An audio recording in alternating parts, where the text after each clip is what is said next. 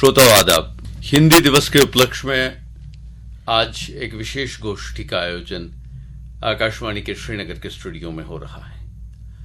आप सभी श्रोताओं को हिंदी दिवस की हार्दिक शुभकामनाएं। मेरे साथ आज स्टूडियो में हिंदी के दो महत्वपूर्ण ऊर्जावान युवा बैठे हैं जो हिंदी का भविष्य है, हिंदी के पठन पाठन के साथ जुड़े हैं और मैं इनका परिचय आपसे करवाता हूं।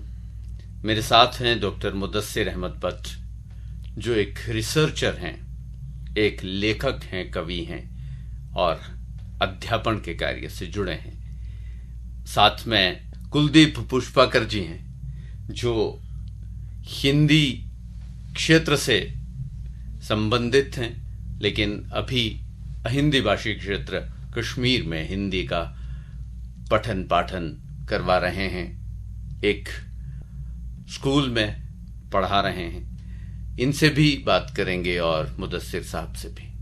पहले आप श्रोताओं को ये बताते हुए हमें हर्ष हो रहा है कि आज जब हम आपसे बात कर रहे हैं तो जम्मू कश्मीर में हिंदी एक राजभाषा के रूप में प्रतिष्ठित हो चुकी है। हिंदी के लिए इस महत्वपूर्ण कदम के बाद कई सारे दरवाजे खुल गए हैं।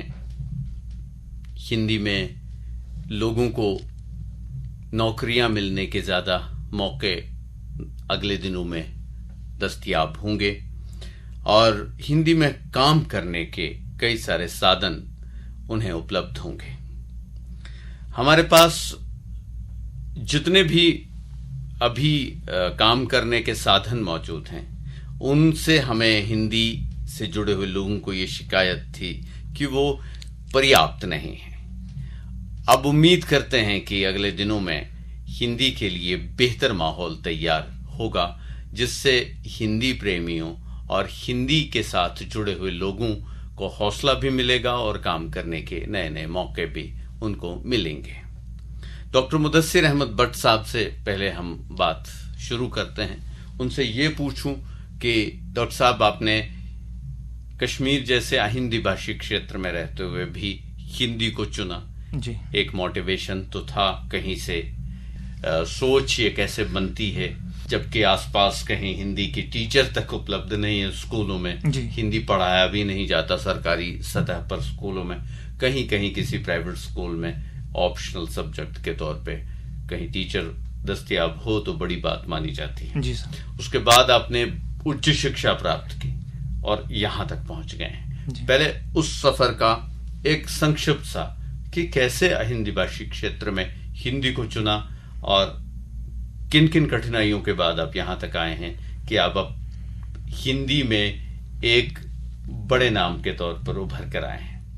जी, प्रथमतः मैं यही कहना चाहूँगा कि आज संपूर्ण भारत में या संपूर्ण विश्व को हम इस हिंदी दिवस की हार्दिक शुभकामनाएं देते हैं और उसके बाद अपने हिंदी क्षेत्र जम्मू कश्मीर प्रदेश के सभी हिंदी प्रेमियों को, सभी वासियों को इस दिवस की हार्दिक शुभकामनाएं। वो इसलिए भी कि आज यहाँ पे कुछ समय पश्चात ही ये निर्णय लिया गया कि हिंदी को एक राजभाषा के रूप में यहाँ पे आज स्थापित है, तो इसलिए भी मैं सभी वासियों को इस दिवस की शुभकामनाएं देता चलूं।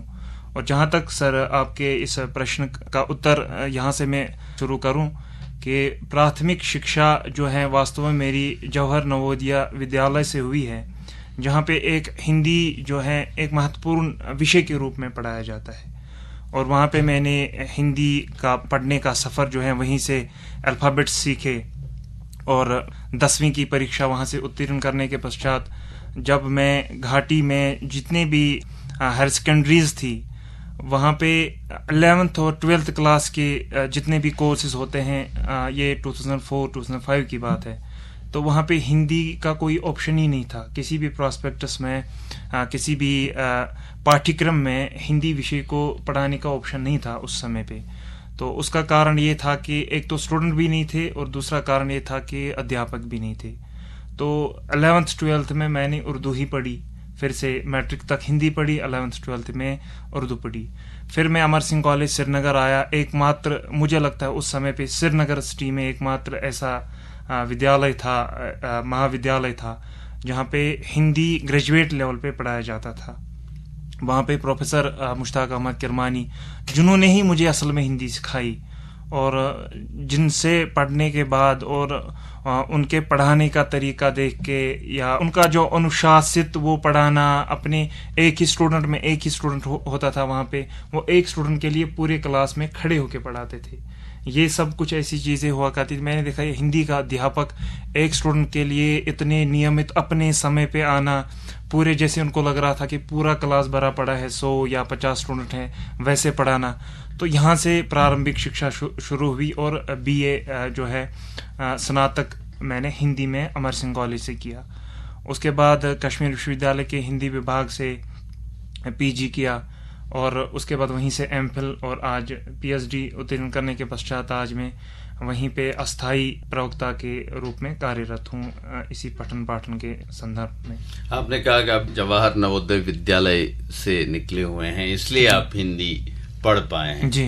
कश्मीर के हर कोने में जितने भी डिस्ट्रिक्ट्स हैं, सब जिलों में एक एक जवाहर नवोदय विद्यालय है। बिल्कुल।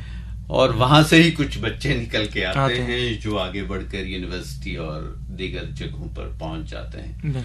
पर हम उम्मीद करते हैं कि जो नई एजुकेशन पॉलिसी है सरकार की, शिक्षा नीति में कुछ बदलाव जरूर होंगे, जिससे ये ऑप्शनल सब्जेक्ट के रूप में हर जगह पढ़ाने की सुविधा होगी जी।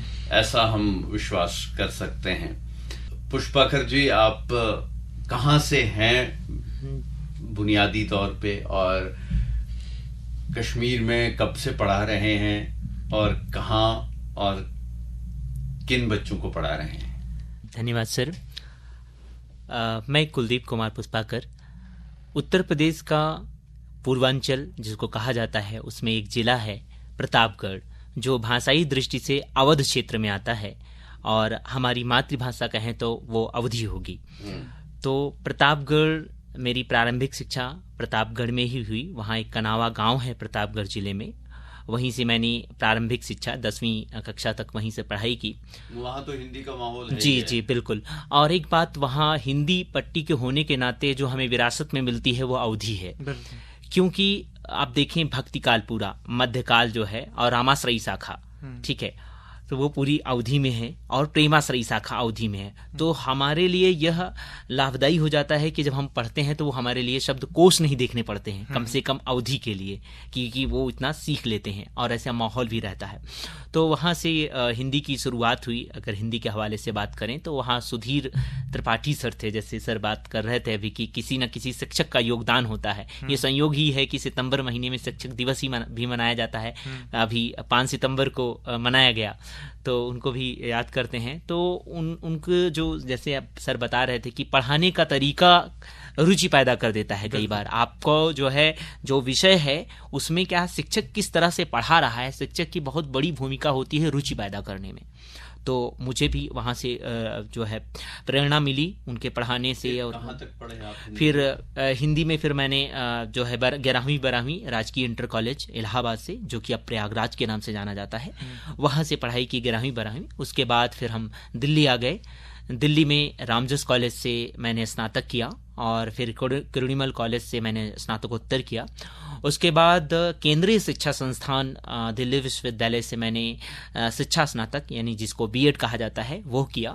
उसके बाद फिर मैंने भारतीय अनुवाद परिषद से डिप्लोमा इन ट्रांसलेशन किया।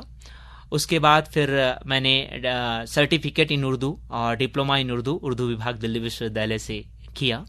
और उसी के दौरान मेरा नेट, जिसको जो है राष्ट्रीय पात्रता परीक्षा के नाम से जाना जाता है, उसको मैंने पास किया। उसी दौरान जो है फिर मेरा केंद्रीय विद्यालय, अभी नवोदय विद्यालय का जिक्र हुआ, साथ में मैं इसमें एक बात और जोड़ना चाहूँगा सर, कि कश्मीर में नवोदय विद्यालय के साथ साथ केंद्रीय विद्यालय भी हैं। तो ये दोनों जो है केंद्र सरकार द्वारा संचालित विद्यालय बहुत बड़ी भूमिका निभा रहे हैं हिंदी सिखाने में। इन दोनों जो है विद्यालय, नवोदय विद्यालय और केंद्रीय विद्यालय का योगदान रहा है। कश्मीर में बात करें तो 39 जो है कुल केवी हैं जो काम कर रहे हैं तो जम्मू एंड कश्मीर में, उसमें से मैं एक केंद्रीय विद्यालय क्रमांक 1 श्रीनगर में नियुक्त हूँ। मेरी नियुक्ति 2019 में हुई और मैं हिंदी पढ़ाने यहाँ आ गया। परीक्षा हुई और फिर पास हुआ और मेरी नियुक्ति कश्मीर में ही हो गई। डॉक्टर साहब, आपसे बात करूंगा। अभी हम देख रहे हैं कि पिछले कुछ समय से वो शिक्षा, वो ज्ञान, वो भाषाएं ज्यादा विकसित हो रही हैं जो ई माध्यम के साथ अपना संतुलन बना पाती हैं। जो चीजें ई के साथ जुड़ गई हैं वो ज्यादा फैल जाती हैं। उन्हीं का भविष्य सुरक्षित दिखता है। हिंदी भाषा जो है वो पूरे विश्व में कई जगहों में आजकल बड़ी प्रचलित हुई है पिछले 8-10 वर्षों में। उसकी वजह भी यही है कि ये ई के साथ बहुत जुड़ी हुई है और वैज्ञानिक भाषा होने के कारण, और इसकी जो लिपि है वो बहुत ही वैज्ञानिक है, फोनेटिक है, और वो भाषाएं कंप्यूटर को सूट करती हैं, ज्यादा सूट करती हैं। तो इस कारण क्या हुआ कि कई सारे विश्वविद्यालयों में हिंदी के पठन पाठन का कार्य शुरू हो गया जहां पे अभी तक नहीं था। पिछले 8 या 10 साल के भीतर 100 से ज्यादा यूनिवर्सिटीज में हिंदी के विभाग विदेशों में खुले हैं जहां पे शोध भी होता है और शिक्षा भी दी जाती है। और कई सारे विदेशी अब हिंदी पढ़ने में रुचि ले रहे हैं, साथ में संस्कृत पढ़ने में रुचि ले रहे हैं क्योंकि लिपि एक साथ है और जुड़ी हुई भाषाएं हैं। तो आप स्वयं भी कंप्यूटर के साथ बहुत दोस्ती रखने वाले शख्स हैं। जी सर। आप स्वयं टाइप करते हैं, अपलोड करते हैं, कंपोजिंग करते हैं, कंप्यूटर पे लिखते हैं। जी सर। आपको क्या लगता है, अपनी निजी सोच क्या है आपकी, कि आपको हिंदी और कंप्यूटर की दोस्ती कितनी नजदीकी वाली लगती? जब से मुझे लगता है इसमें मेरी निजी जो राय ये है कि यूनिकोड हिंदी जब से शुरू हुआ तो यूनिकोड हिंदी जो है वो एक ऐसा माध्यम बना हिंदी को वैश्विक स्तर पर जोड़ने के लिए। क्योंकि यूनिकोड में इससे पहले हमारे पास शूशा फ़ॉन्ट हुआ करता था, हमारे पास कृतिदेव हुआ करता था। उसके लिए जो अल्फ़ाबेट्स होते थे, जो हमारा कीबोर्ड होता था वो डिफरेंट होता था। लेकिन यूनिकोड के माध्यम से, यूनिकोड चूँकि हिंदी में ही नहीं है, कई मुझे लगता है अभी 21 भाषाओं में यूनिकोड में लिखा जाता है, तो उसमें से आप इंग्लिश में जो आप लिख रहे हैं वहाँ से वो हिंदी में आ रहा है। तो ये एक साथ दे रहा है। ये एक बहुत बड़ी सुविधा। अगर आप कोई शब्द गलत भी लिख रहे हैं तो वहाँ से आपका करेक्ट शब्द जो है हाईलाइट करके आ जाता है। तो ये मुझे लगता है ये सारा श्रेय जो है यूनिकोड हिंदी को जाता है, जिसने इसको कंप्यूटर के साथ अच्छे से जोड़ा। मतलब जैसे वो सॉफ्टवेयर, जिस प्रकार से एक कंप्यूटर के लिए एक हार्डवेयर, चलो हम देखते हैं एक बक्सा है, लेकिन सॉफ्टवेयर जब तक उसमें नहीं होगा तो वो कुछ नहीं है। उसी प्रकार से यूनिकोड हिंदी एक तरीके से हिंदी का सॉफ्टवेयर आ गया, मैं समझता हूँ। अपने अगर इसको थोड़े डिफरेंट लेवल में इसको बताएंगे, हिंदी का एक सॉफ्टवेयर आ गया जिसने हिंदी को प्रतिष्ठित कर दिया कंप्यूटर में। आप लिखते भी हैं, ये शौक हिंदी में ही क्यों? आप कश्मीरी भाषी भी हैं, पठन पाठन तो ठीक है, वो रोजगार से जुड़ेगा, बाकी चीजें हैं, दिलचस्पी बन गई, लेकिन लिखने के लिए भी आपने इसी भाषा को चुना? इसका उल्लेख मैं इससे पहले भी कई बार कर चुका हूँ कई सारे कार्यक्रमों में। वो ये कि सबसे पहले जो सृजनात्मक लेखन की जब बात की जाती है तो सबसे पहले जो मैंने कुछ लिखा है, कुछ शब्द लिखे हैं, वो थी साइकिल की कहानी। साइकिल की कहानी उर्दू में भी एक कहानी है, एक अफसाना टाइप लिखा हुआ है वहाँ पे। लेकिन मैंने जब 9वीं कक्षा में मैंने एक साइकिल की कहानी लिखी, उसका शीर्षक ही रखा मैंने साइकिल की कहानी। उस समय मेरा ये अनुभव है कि जब प्रारंभ में कोई भी व्यक्ति लिखना शुरू करता है तो वो डरता है किसी को दिखाने से, उसको एक झिझक होती है, मैंने सही लिखा नहीं लिखा। तो मेरा वो डर जो था उसको मैंने देवनागरी लिपि में कन्वर्ट किया कि कोई इसको पढ़ ना पाए। तो उस वजह से मैंने देवनागरी में लिखा और हिंदी में लिखना शुरू किया कि मैं ये कहानी लिख रहा हूँ, पता नहीं मैंने क्या लिखा है, सही लिखा है गलत लिखा है। तो उसको मैंने देवनागरी में उस समय पे इसलिए लिखा था कि इसको कोई पढ़ ना पाए, छुपाने के लिए। और कुछ समय पश्चात मैं फिर इसी देवनागरी में ही थोड़ा थोड़ा करके लिखता गया। फिर मुझे लगता है आपसे ही सबसे पहले मैंने अपनी कविताएं साझा की हैं कि सर आप इनको देख लीजिए कि मैंने ये क्या लिखा है, मैं सही लिख रहा हूँ गलत लिख रहा हूँ।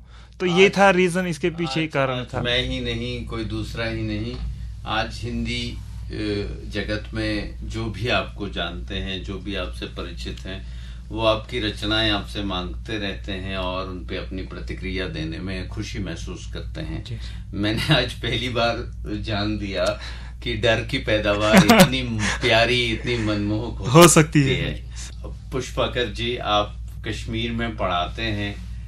हिंदी भाषी क्षेत्रों में जो लोग होते हैं, हम जैसे बच्चे जिनकी मातृभाषा हिंदी नहीं होती, उनकी हिंदी पर अपनी भाषा का प्रभाव जरूर होता है, उच्चारण में, लिखने में, वाक्य निर्माण में। आप हिंदी बेल्ट से हैं, कोर हिंदी बेल्ट से आए हुए हैं। आपकी जो ऑब्जर्वेशन यहाँ पे है हिंदी भाषी स्टूडेंट्स को लेकर के, वो क्या है? मैं अपनी बात शुरू करूं, उसमें एक बात मैं और जोड़ना चाहूँगा सर। जो भी बात हो रही थी, यूनिकोड की बात हो रही थी, तो मैं बताना चाहूँगा श्रोताओं को कि जी बोर्ड, गूगल का ही जी बोर्ड है, वह भी वॉइस टाइपिंग के लिए, जैसे आप जो है व्हाट्सअप करते हैं या फेसबुक पर, वो चीज़ें मिल जाती हैं आपको, और वहाँ से भी वॉइस टाइपिंग भी कर सकते हैं। जी बोर्ड नाम का एक ऐप है जिसमें न सिर्फ हिंदी बल्कि भारत की जो अन्य भाषाएं हैं, चाहे कश्मीरी है, उर्दू है, जो है पंजाबी है, उसमें भी वॉइस टाइपिंग कर सकते हैं। आपको लिखने की भी जरूरत नहीं। अगर आप ये महसूस करते हैं कि आपको लिपि नहीं आई, तो आप बोल करके भी कई बार सीख सकते हैं और दिखा सकते हैं कि हमने हिंदी में ये लिखा है। आपने बोल दिया जी, और वो सॉफ्टवेयर आपको जी खुद से टाइप करके लिखित में देगा। जी बिल्कुल बिल्कुल। और अब आते हैं प्रश्न पर सर। जो प्रश्न पूछा है बिल्कुल वाजिब सवाल है कि जब हम जो है कश्मीर में आते हैं तो प्रत्येक जो ज़बान होती है उसके अपने हरूफ होते हैं, लेटर्स होते हैं, और कई बार क्या होता है, जो भाषा हम पढ़ाने आ रहे हैं उस भाषा जो ज़बान है और जो ज़बान पढ़ाई जाएगी उसमें क्या होता है, कुछ हरूफ होते हैं, कुछ नहीं होते हैं, कुछ इसमें होते हैं, कुछ उसमें नहीं होते हैं, और कुछ जी ध्वनियाँ जिसको हम कहते हैं। तो कश्मीरी में देखें तो महाप्राण जिसको हम हिंदी वाले कहते हैं, महाप्राण ध्वनियाँ नहीं हैं। तो हम जब शुरू में आए तो यहाँ देखा बच्चा जो विद्यार्थी है वो बोल रहा है मैं घर जाना है। तो मैंने कहा घर जाना है क्यों हो रहा है? वो कह रहा है मेरा भाई आया है, बोल ही नहीं रहा है। मैंने कहा ऐसा क्या दिक्कत है इनको कि ऐसे बोल रहे हैं। कक्षा के विद्यार्थी ऐसा कर रहे हैं, कई बार 10वीं कक्षा के विद्यार्थी भी ऐसा कर रहे हैं, और लेखन में भी ये साफ साफ दिखाई दे रहा है। तो जब मैंने अध्ययन किया तो पता चला कि महाप्राण ध्वनियाँ नहीं है जिसके कारण ये ऐसा हो रहा है। तो एक तो ये कि हिंदी जब पढ़ाने आए हम कश्मीर में, या कश्मीर में जब हिंदी पढ़ा रहे हों, जो शिक्षक या माता पिता भी इस पर ध्यान दें कि जो महाप्राण ध्वनियाँ हैं, जिसको हम वर्ग का दूसरा और चौथा लेटर्स कहते हैं, वर्ण कहते हैं, उस पर ध्यान देने की जरूरत है। उसको पहले सिखाना, क्योंकि बाकी लेटर्स तो हैं कश्मीरी में, वो सीखता है बच्चा, बोलता है, लेकिन वो उसके लिए नई ध्वनि है। क्योंकि बच्चा अपनी मातृभाषा लेकर जब विद्यालय में आता है तो उसके पास वही लेटर्स होते हैं केवल, तो उन लेटर्स पर हमें जोर देना होता है सबसे पहले, महाप्राण ध्वनियों पर। दूसरी चीज क्या है कि कश्मीरी भाषा में जो है व्यंजन नहीं, मतलब आधा, मतलब 2 व्यंजन एक साथ नहीं आते हैं। मतलब जैसे आप कहें कि जो है साइनस कहते हैं यहाँ पर, ठीक है, साइंस नहीं कहेंगे, क्योंकि वो जो है ना आधा नहीं है, वो पूरा बोलेगा। स्कूल बोलेगा, स्कूल नहीं बोलेगा। क्यों? क्योंकि वहां पर वो ध्वनि पूरी है वहां पर। तो ये भी समझने की जरूरत है, उसको पॉइंट आउट करने की जरूरत है। जब विद्यार्थी बोल रहा हो तो ध्यान दीजिए कि वो जो है आधा बोले, तो आधा उच्चारण करे। ये जो है 2-3 चीजें हैं, इस पर हमें ध्यान देना होता है। जब हम हिंदी के विद्यार्थियों को पढ़ा रहे हैं तो इसको हम कह रहे हैं कि इसको चुनौती के रूप में लेना चाहिए और कहना चाहिए। आपने जो कहा कि महाप्राण की ये ध्वनियाँ हमारे पास कश्मीरी में नहीं है, मैं ये मान लेता हूँ। साथ में ये भी जोड़ लेता हूँ कि ये दिक्कत उर्दू के साथ भी जी है। बिल्कुल है। और उर्दू यहाँ पे पिछले 150 साल से जी ऑफिशियल लैंग्वेज के रूप में पढ़ाई जा रही है, सिखाई जा रही है। उसके बावजूद ये चीजें अधिकतर लोगों में जी जी ठीक ही नहीं हो पाई। जी जी जी ये शायद हमारे शिक्षक इसकी ओर ध्यान नहीं दे पाए। उसका कारण है उर्दू वाले ही जी ध्यान दे पाते जी तो शायद हिंदी पढ़ने में भी ये दिक्कत आसानी हो जी जाती। जी ये दिक्कत नहीं रहती, जी आसानी हो जाती। जी जी दूसरी बात आपने कहा कि हमारे पास अल्पध्वनियां नहीं है। जी जी आपकी शायद ऑब्जर्वेशन में नहीं है, ये सारी अल्पध्वनियां हमारी कश्मीरी भाषा में हैं। आ, लेकिन दिक्कत क्या हुई है कि हम जो स्क्रिप्ट पढ़ रहे हैं, कश्मीरी की भी स्क्रिप्ट पढ़ रहे जी। हैं, वो उर्दू वाली पढ़ रहे हैं। जी जी हम कश्मीरी आराम से पढ़ सकते हैं, जी। क्योंकि हमारे कई शब्दों में आ जाता है इस आ शब्द जाता का। है, जी, जी। ठीक है। जी पर जब हम लिखते हैं तो परदेश हो जाता है। जी जी बिल्कुल वही उत्तर बात। प्रदेश हो जाता है। जी जी मैं उसी बात कर रहा हम था। वहां पर उर्दू की नकल करते हैं, कश्मीरी भूल जाते हैं। जी जी जी वो दिक्कत है। शायद आपको ये एहसास दिलाया होगा जी, उस जी, चीज बिल्कुल। ने। हमारे पास अल्पध्वनियां नहीं है। अल्पध्वनियां हमारे पास वैसी ही हैं जैसी संस्कृत वालों के पास है। जी जी हर जगह जी साइंस वाली हम आराम से पढ़ सकते हैं। हर कश्मीरी के मुंह में आ सकता है, जी जी जी निकल सकता है, आराम से आ सकता है। सर, क्योंकि इसमें शायद- अल्पध्वनियों में कश्मीरी भाषा भरी पड़ी है अल्पध्वनियों से। सर मैं इसमें एक सर की बात में एक बात जोड़ना चाहूँगा कि जो स्थिति कश्मीर में हिंदी पढ़ने को लेकर है, वो मुझे लगता है कश्मीरी पढ़ने को लेकर भी है। एक बच्चा कश्मीरी तो बोलता है लेकिन वो कश्मीरी लिख नहीं पाता है। ये मैक्सिमम स्टूडेंट्स का हाल है यहाँ पे। तो ये बात माननी पड़े। इसलिए जब उनको कश्मीरी लिखना नहीं आ रहा है, जो ध्वनियाँ उनको अल्प प्राण की ध्वनियाँ कश्मीर में मिल रही है, अगर उनको वो लिखना आ रहा होता तो हिंदी में वो वैसी गलती नहीं करते। वो कश्मीरी बोल सकते हैं, थोड़ा सा पढ़ सकते हैं, लिखने की बात ही नहीं है आज के जो बच्चे हैं। हाँ, अंग्रेजी उर्दू में वो अच्छा कर लेते हैं। हिंदी की स्थिति लिखने के संदर्भ में कश्मीरी और हिंदी मुझे लगता है एक समान है। जितनी गलतियां उनको लिखित रूप में हिंदी में हो जाती हैं, वो कश्मीरी में भी उतनी गलतियां उनको हो जाती हैं। ये मेरा अनुभव है अभी तक। आप मुदस्सिर साहब उच्च शिक्षा के साथ जुड़े हुए हैं। जी सर। बड़े बच्चों को पढ़ाते हैं जी जी जो यूनिवर्सिटी लेवल तक आ गए होते हैं। जी सर। इन्होंने तो छोटे बच्चों की जो दिक्कतें हैं वो हमारे उसको देख समक्ष के रखी। जी आप जो उच्च शिक्षा की स्थिति है जी सर, उसका आकलन कैसे करते हैं? सबसे पहले तो यह कि हमारे कश्मीर विश्वविद्यालय के हिंदी विभाग में एक तो परास्नातक का पाठ्यक्रम वहाँ पे ये पढ़ाया जाता है जिसको हम एमए कहते हैं या पीजी कहते हैं। उसके बगैर और एक वहाँ पे पाठ्यक्रम है, वो है पीजी डिप्लोमा इन हिंदी।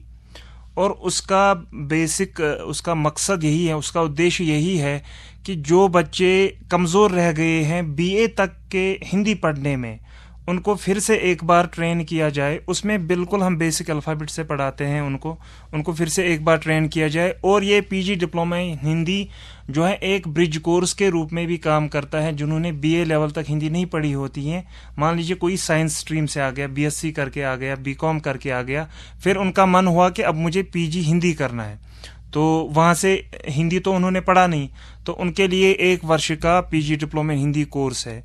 जहाँ तक अब समस्याओं का प्रश्न है वो ये कि जैसा कि सर ने बताया, ये बड़े बच्चों में भी ये समस्या देखने को मिलती है कि वे महाप्राण और अल्पप्राण को लिखने में उनको कई बार जो समझ में नहीं आता।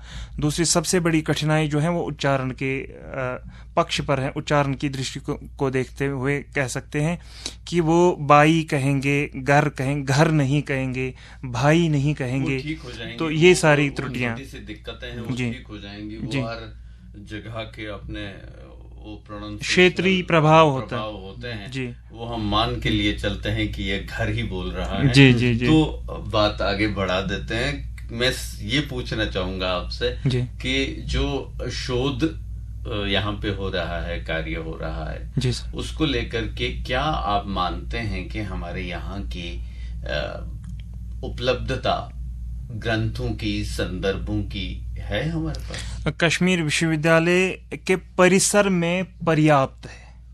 कश्मीर विश्वविद्यालय के गेट से बाहर जाएंगे, आपको वो 20 रुपए की हिंदी की मैगजीन तक नहीं मिलेगी। समाचार पत्र मिलने की बात ही नहीं है। कश्मीर यूनिवर्सिटी के अंदर गए आप, हमारे डिपार्टमेंट की लाइब्रेरी है, ऑलमोस्ट 20,000 बुक्स अवेलेबल हैं और बहुत अच्छी बुक्स हम चुन चुन के जो है हर साल इसका बजट होता है, चुन चुन के हम देते हैं कि हमें कौन कौन सी बुक्स चाहिए। ऐसे नहीं कि कोई भी बुक्स आ गई। इकबाल लाइब्रेरी के 6th फ्लोर में फुल फ्लज्ड 6th फ्लोर हिंदी का भरा हुआ है। काउंटिंग के हिसाब से मैं बता ही नहीं सकता कि कितनी सारी बुक्स है। तो कश्मीर विश्वविद्यालय के परिसर में हिंदी की पुस्तकें पर्याप्त मात्रा में उपलब्ध हैं। हाँ, कश्मीर क्षेत्र में, इस कश्मीर प्रांत में हिंदी की पुस्तकें मिलना ये बहुत ही कठिन है। एक और प्रश्न आपसे पूछना ये चाहूंगा कि जो स्नातक स्तर के हमारे कॉलेज हैं जी सर, पूरे कश्मीर क्षेत्र में, जी सर, क्या आप मानते हैं कि वहां पे हर जगह हिंदी पढ़ने की सुविधा है? ये बहुत ही महत्वपूर्ण प्रश्न आपने बताया कि एक डेवलपमेंट आज से 2 साल पहले बहुत ही ज़बरदस्त जो है डेवलपमेंट हुई थी हिंदी को लेके। अगर हम बात करेंगे, हालांकि वो 5 भाषाओं का MIL उसको कहते हैं, मॉडर्न इंडियन लैंग्वेज, उसमें 5 भाषाओं को उन्होंने इंट्रोड्यूस किया कि BA लेवल में आपको 2 सेमेस्टर में कंपलसरी इन 5 भाषाओं में कोई एक भाषा पढ़नी पड़ेगी। तो उसमें से मैं उस समय पे MA रोड विमेंस कॉलेज जो है हमारे यहाँ लाल चौक में, वहाँ पे एज लेक्चरर काम कर रहा था। तो वहाँ पे बहुत ज़्यादा रोल आ गया था, जहाँ पे 2, 4, 5 बच्चे हुआ करते थे हिंदी के स्टूडेंट, वहाँ पे 30, 40, 50 तक हो गए। और वो सारा श्रेय इसी को कि इन्होंने MIL शुरू किया था। लेकिन अब इसमें और एक ये भी विडंबना अब पिछले 1 साल से हो रही है, जिसके लिए हमने कई सारे रिप्रेजेंटेशन गवर्नर उनके यहाँ पे भी छोड़ी है कि इन्होंने कई सारे, हम यहाँ पे लगभग 12 से 13 महाविद्यालयों में, कॉलेजों में काम करते थे, फिर एडहॉक बेसिस पे करते थे या परमानेंट हुआ करते थे। इस साल उन्होंने 3 या 4 कॉलेजेस में हिंदी के टीचर्स को लिया है। तो दैट मीन्स अब ये सरकार का कर्तव्य है कि अगर ये एक स्तर पर हिंदी को कश्मीर में, जम्मू कश्मीर प्रदेश में राष्ट्रभाषा के रूप में इसको स्थापित कर रहे हैं या कार्यालयों में इसका प्रयोग करने पर बल दे रहे हैं, तो दूसरी ओर वो ये भी देखें कि इन महाविद्यालयों में जहाँ से एक अच्छा जो है एक समुदाय, हिंदी का समुदाय ही मैं कहूँगा, एक बन के उभर रहा था, उसको क्या हो गया कि वो 12 से 14 से 3 पे आ गया।